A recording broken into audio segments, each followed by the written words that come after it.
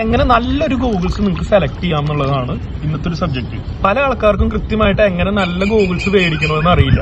ചിലപ്പോൾ വെള്ളമൊക്കെ കണ്ണിൽ കയറി കഴിഞ്ഞാൽ ഡിസ്റ്റർബ് ആയിട്ടുള്ള സ്വിമ്മിംഗ് ആയിരിക്കും. അപ്പൊ നല്ല ഗോഗിൾസ് ഇല്ലാതെ നമുക്ക് സ്വിം ചെയ്യാനായിട്ട് സാധിക്കില്ല. അപ്പൊ ഇന്ന് എങ്ങനെ നമുക്ക് നല്ലൊരു ഗോഗിൾസ് സെലക്ട് ചെയ്യാമെന്ന് നമ്മൾ നോക്കണം.